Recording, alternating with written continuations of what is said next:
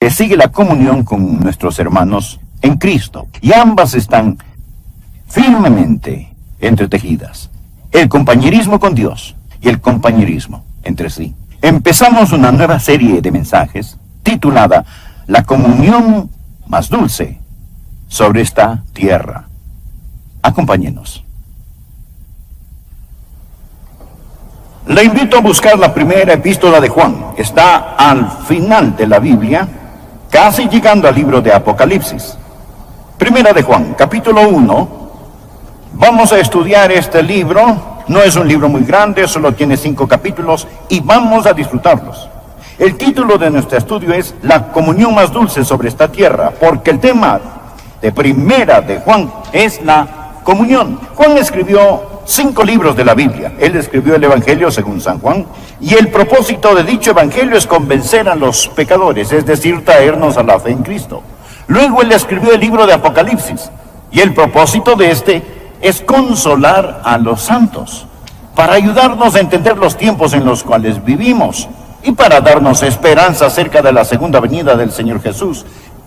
Pero después él escribió estas epístolas maravillosas, y fueron escritas para confirmar a los santos. Así que le damos gracias a Dios por estas epístolas, que tienen como tema las palabras conocer o saber, y comunión y vida.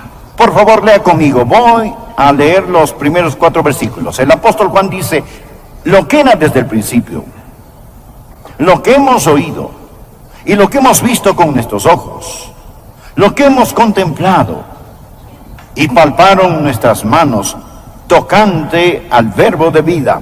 Subraye la frase verbo de vida, porque la vida fue manifestada. Subraye la palabra vida, y la hemos visto y testificamos y os anunciamos la vida eterna, la cual estaba con el Padre y se nos manifestó. Lo que hemos visto y oído, esto os anunciamos, para que también vosotros tengáis comunión con nosotros. Subraye la palabra comunión. Y nuestra comunión verdaderamente es con el Padre y con su Hijo Jesucristo. Estas cosas os escribimos para que vuestro gozo sea cumplido. Subraye la palabra gozo. ¿Qué es esta comunión? Este compañerismo maravilloso. Es una comunión que obtenemos a través de la vida que poseemos en el Señor Jesucristo. Ahora bien, no todos en esta congregación y no todos los que me escuchan por radio o televisión tienen vida. Usted dirá: si no tengo vida, ¿cómo le estoy escuchando?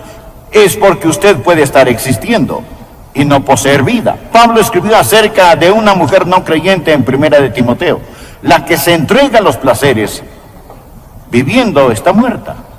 Muertos aunque viven, muertos en vida. Esa es la razón por la que Jesús dijo en Juan capítulo 10, versículo 10, he venido para que tengan vida y para que la tengan en abundancia. Él hablaba con personas cuyos corazones latían, su sangre fluía por sus venas. Con todo, Jesús les dijo que no tenían vida, sino solo existencia.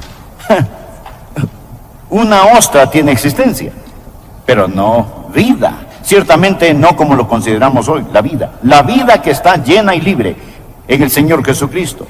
Y para poder llegar a vivir esta vida y disfrutar esta vida que es abundante y libre, el apóstol Juan nos dice 3 cosas en estos 4 versículos que hemos leído. Y en primer lugar, él nos dice que existe un hecho establecido. Anótelo, un hecho establecido. Por favor, nótelo en el versículo 1, mírelo. Lo que era desde el principio, lo que hemos oído, lo que hemos visto con nuestros ojos, lo que hemos contemplado y palparon nuestras manos tocante al verbo de vida. Mas el diablo siempre quiere confundir las cosas, distorsionar y negar las cosas. Y claro, la verdad más grande es la verdad acerca del Señor Jesucristo. Por ello, el diablo, desde que el Señor Jesucristo estuvo aquí en la tierra, incluso antes de que viniera, ha tratado de confundir a las personas acerca de quién el Señor Jesús es, era y siempre será. Así que Juan empieza estableciendo quién es Jesús. Y recuerde que estamos hablando que esta vida es un hecho establecido. Él está diciendo aquí que Jesús es Anótelo. Jesús es un hecho eterno. Jesús es un hecho eterno. Leamos, por favor, lo que era desde el principio. Él es el Cristo de las eternidades. Y Juan ya había escrito en su Evangelio en Juan 1:1, en el principio era el Verbo, en el principio era el Verbo. Antes que todo empezara a existir, Jesús estaba allí. Ese es el nombre de Dios para Jesús, el Verbo. En el principio era el Verbo y el Verbo era con Dios y el Verbo era Dios. A Jesús se le llama el Verbo de Dios en Apocalipsis capítulo 19, versículo 13.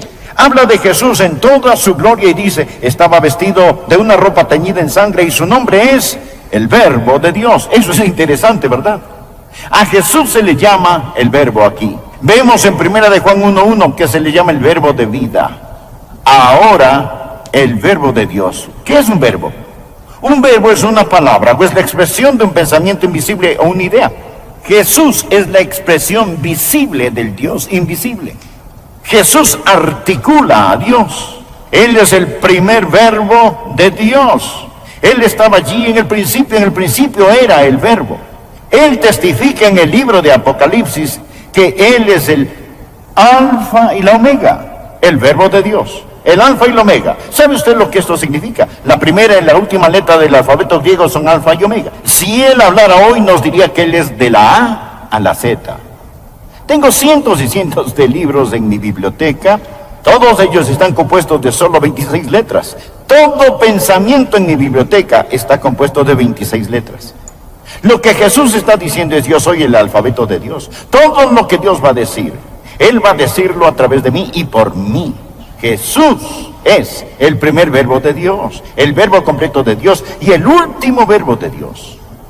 El libro de Hebreos nos dice, en estos postreros días, Dios nos ha hablado por el Hijo. Cuando usted dice Jesús, usted lo ha dicho todo, usted no puede decir más, no necesita decir más. Toda la revelación de Dios se encuentra en el Señor Jesucristo y Él es un hecho eterno. Amigo, Él es el verbo que existió antes que todo fuese creado. Él es la expresión visible, física del Dios espiritual e invisible. Pero no solo es Jesucristo un hecho eterno, por favor anótelo. Jesús es un hecho físico. Es muy importante que usted lo entienda.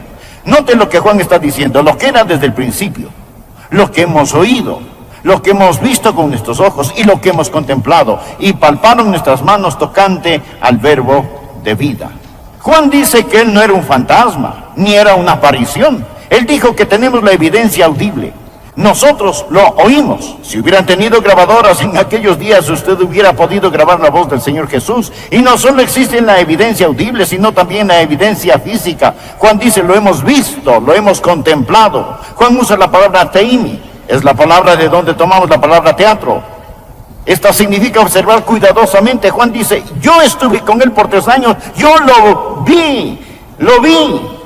No solo existe la evidencia audible y la evidencia visible, pero también existe la evidencia física. Él dijo, nosotros lo palpamos, nosotros lo tocamos. Él está hablando de un hecho establecido. Deseo decirle algo más. No solo Él es un hecho eterno, y no solo Él es un hecho físico, sino que deseo mencionar algo más acerca de Él. Él es un hecho espiritual. Pero, ¿qué quiere decir con eso? Bien, mire lo que Juan está diciendo. Lo que era desde el principio, el hecho eterno. Lo que hemos oído, lo que hemos visto con nuestros ojos, lo que hemos contemplado. Y palparon nuestras manos tocante al verbo de vida, el hecho físico. Porque la vida fue manifestada y la hemos visto y testificamos y os anunciamos la vida eterna. Espere un minuto. Estas otras personas no la han visto, ¿correcto? Juan dice, yo voy a decirle lo que he visto para que usted crea. Yo nunca he visto a Jesús, ni le he oído. Yo nunca he tocado a Jesús con mis manos. Pero creo en Él porque Jesucristo también es un hecho espiritual. Él no está ahora aquí en cuerpo físico, más el Espíritu Santo de Dios lo revela. Y tal como Juan lo oyó, ahora la fe se convierte en los oídos del alma. Como Juan lo vio, ahora la fe se convierte en los ojos del alma. Como Juan lo palpó, ahora la fe se convierte en las manos del alma. Podemos conocerle por medio del Espíritu. Permítame darle un versículo. Juan dice en 1 de Juan capítulo 5, versículo 9. Si recibimos el testimonio de los hombres, mayor es el testimonio de Dios, porque este es el testimonio con que Dios ha testificado acerca de su Hijo. Hoy, Dios envía al Espíritu Santo a testificar de las palabras de los apóstoles. Y nosotros tenemos las palabras de los apóstoles. Juan asegura, lo que hemos oído, lo que hemos visto, se lo declaramos a ustedes. Y luego la Biblia dice, si recibimos el testimonio de los hombres, mayor es el testimonio de Dios. Y hoy no dependo de la oratoria, ni de la ilustración o lógica para convencerle. Gracias a Dios, el Espíritu Santo está aquí para afirmar lo que digo es verdad. Ese es el testimonio de Dios. Jesús es un hecho eterno, Jesús es un hecho físico, Jesús es un hecho espiritual, y el Espíritu Santo de Dios testifica del Señor Jesucristo. ¿Y qué es esta vida? El primer punto es un hecho establecido. Segundo punto, es una comunión vivida. No solo un hecho, sino una comunión. Por favor, note los versículos 2 y 3, porque la vida fue manifestada y la hemos visto y testificamos y os anunciamos la vida eterna, la cual estaba con el Padre y se nos manifestó. Lo que hemos visto y oído, eso os anunciamos, para que también vosotros tengáis comunión con nosotros. Ahora, Juan quiere compartir. Juan dice, yo lo vi y ahora quiero compartirlo. Y si alguien lo ve, oye y conoce, desea compartirlo. Amén. Por eso se nos llama testigos y no abogados. Un abogado defiende un caso. Un testigo dice lo que él ha visto y oído. La única persona que no puede dar testimonio es aquella que no ha visto ni oído nada. Luego él dice, hago esto para que ustedes puedan tener comunión. ¿Qué es la comunión? La comunión no es café con pan. La comunión no es dos personas o dos compañeros pasándola bien. ¿Qué es la comunión? Esta es una palabra muy técnica, para que también vosotros tengáis comunión con nosotros. Es la palabra griega koinonía. Permita que esta palabra esté en su mente, necesita estar en su vocabulario. Koinonía, y significa tener cosas en común. Es decir, este Jesús, este hecho establecido, y debido a este hecho establecido, existe una comunión que se vive. Podemos tener comunión los unos con los otros. Literalmente significa tener algo en común. Ahora observe con quién tenemos comunión.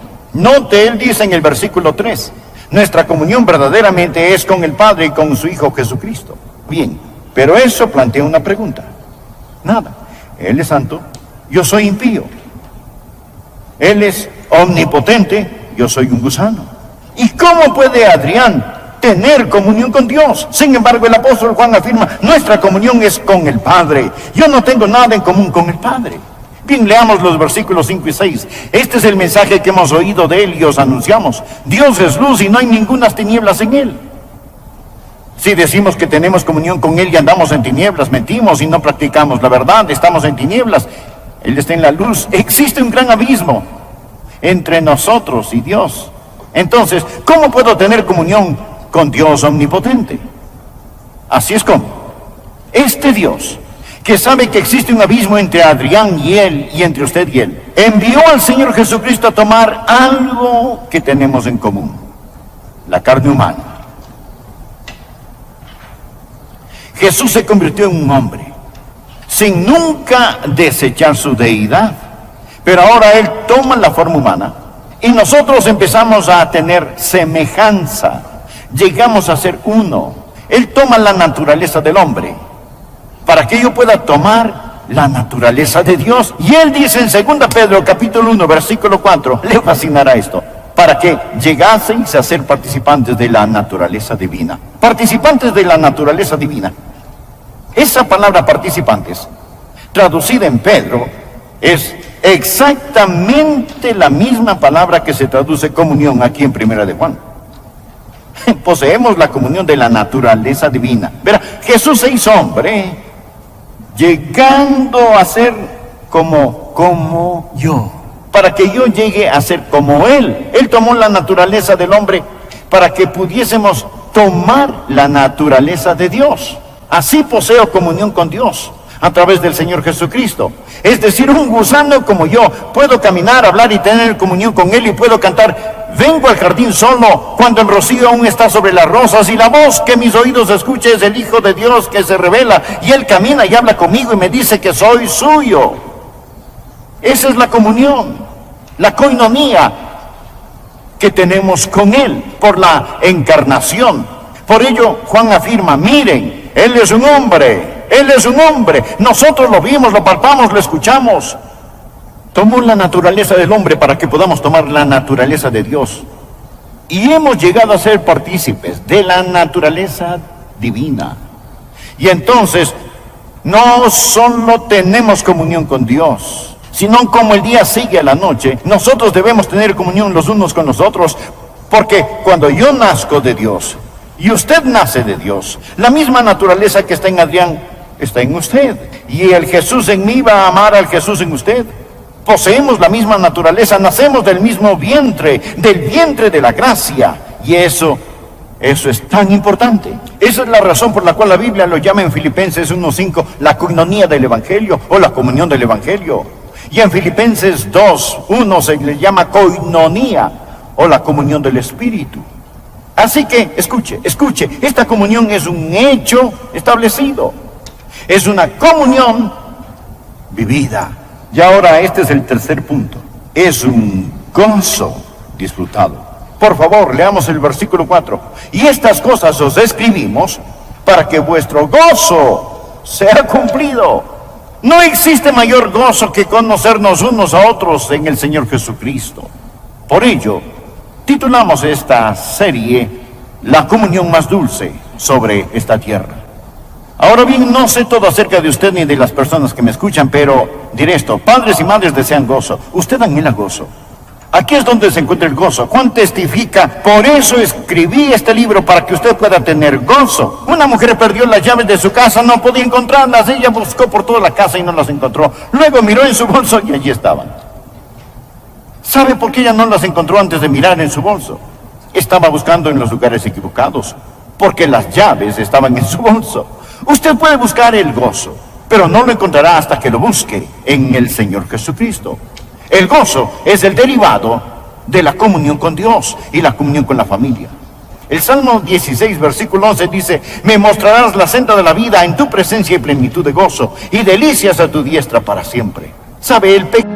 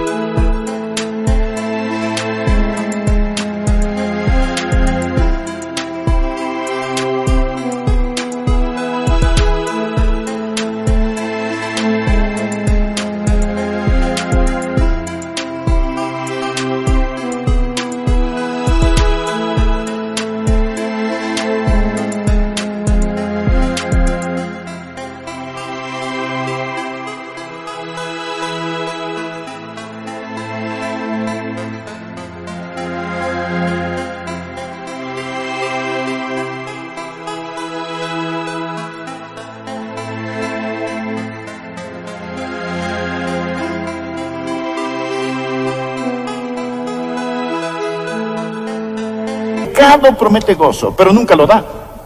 Muchos de ustedes quizá tienen cientos de canales de televisión que entran a su casa. Nosotros tenemos más entretenimiento. Amigo, solo hay verdadero gozo en el Señor Jesucristo. No estoy diciendo que usted no puede ser un no creyente y que no pueda por un tiempo estar contento. No hablamos de la felicidad, hablamos de gozo. La felicidad depende de las circunstancias, el gozo depende del Señor. La Biblia dice: regocijaos en el Señor. Si usted persigue la felicidad, es prisionero de las circunstancias, porque si estas cambian, usted no estará alegre. Pero Jesús nunca cambia. La felicidad es cosmética, es externa. El gozo es carácter, es interno. La felicidad solo suple sus necesidades superficiales, pero el gozo las más profundas. Por ello, la felicidad es como un termómetro, registra las condiciones. El gozo es el termostato que controla las condiciones. La felicidad se evapora en una crisis. El gozo muchas veces se intensifica en una crisis.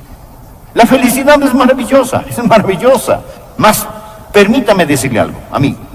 La felicidad llega a su plenitud cuando se mezcla con el gozo, cuando usted conoce el gozo del Señor.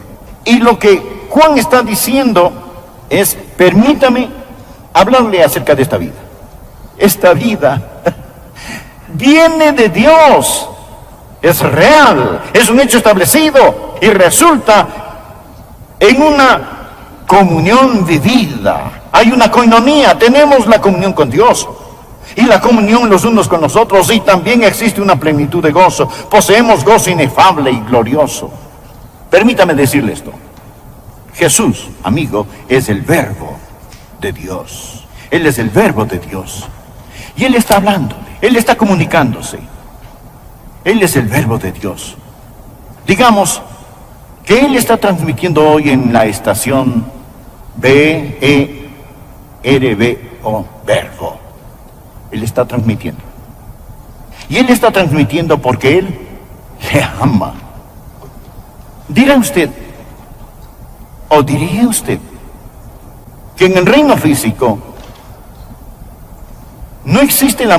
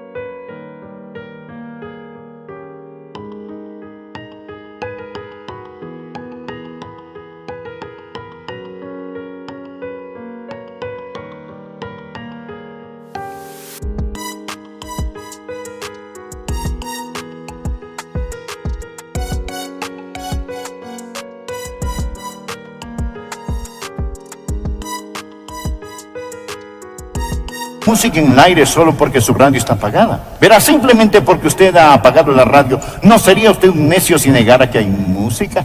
¿Diría usted que no existe solo porque la radio no está encendida? No. Permítame preguntarle.